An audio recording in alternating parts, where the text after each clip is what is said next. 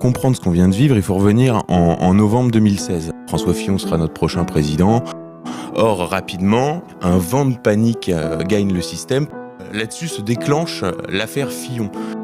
François Fillon était Premier ministre, c'est-à-dire qu'il est à un très haut niveau de politique, et ce qui lui est reproché est vraiment dérisoire pour quelqu'un qui en est arrivé à ce niveau-là.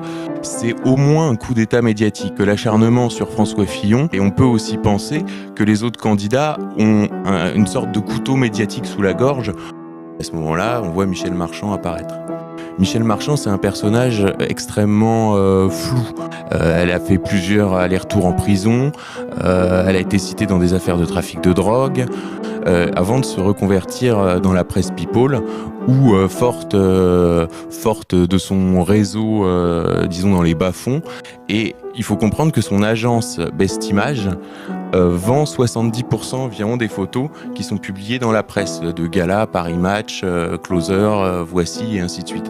Elle tient tous les paparazzis de Paris, elle a un monopole sur les paparazzis de Paris, et elle a géré l'image du couple Macron. Donc il y a un énorme conflit d'intérêts dont absolument personne ne parle, ça choque absolument personne, mais voilà, quand on voit en plus le rôle délétère qu'a pris la presse People pour salir certains hommes politiques, c'est la moindre chose de s'étonner de voir Michel Marchand gérer l'image du couple Macron. Pour cela et pour quelques autres, Michel Marchand est un bouclier. Et alors, quel rôle ont joué les sondages dans ce coup d'État ? C'est la deuxième face de la même pièce, c'est-à-dire d'un côté une campagne médiatique de chantage et de dénigrement, et d'un autre côté des sondages qui sont martelés, dont Filteris, qui donnait François Fillon, Marine Le Pen en tête, Mélenchon en troisième et Macron en quatrième.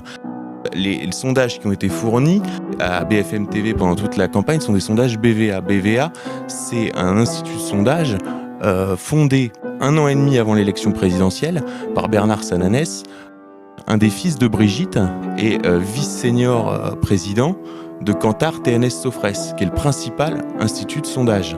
Et on a un lapsus du responsable du pôle politique de la Sofres quelques jours avant la présidentielle qui dit oui, on a monté le candidat Macron.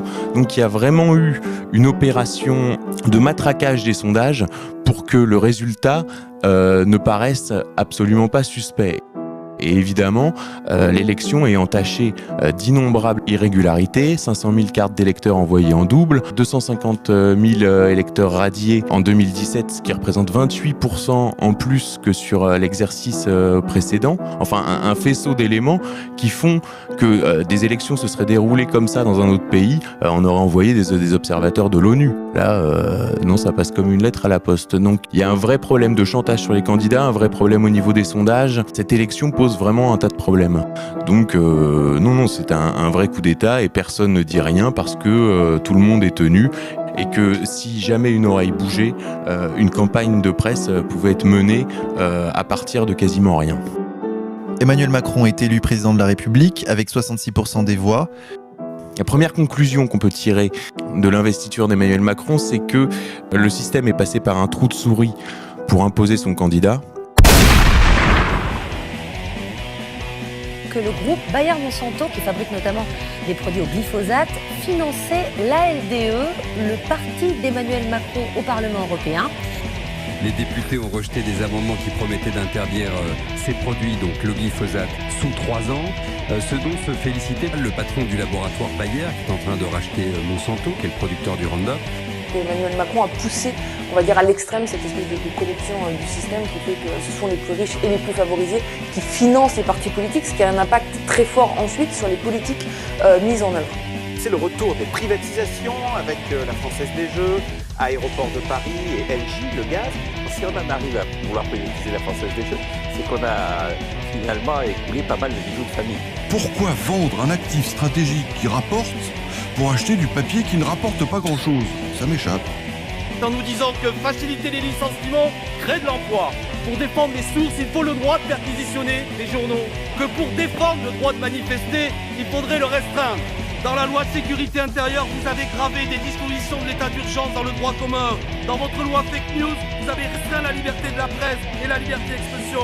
Dans la loi sur le secret des affaires, vous remettez en cause notamment le travail d'investigation des journalistes. l'anonymat et la protection des sources. Votre réforme de la justice s'en prend à la séparation des pouvoirs. Que l'interdiction de manifester ne sera plus une décision de justice rendue par un juge, mais par un préfet qui est le représentant de l'autorité politique du gouvernement. Vous rompez tout l'édifice de la justice et ce qui était nos principes fondamentaux.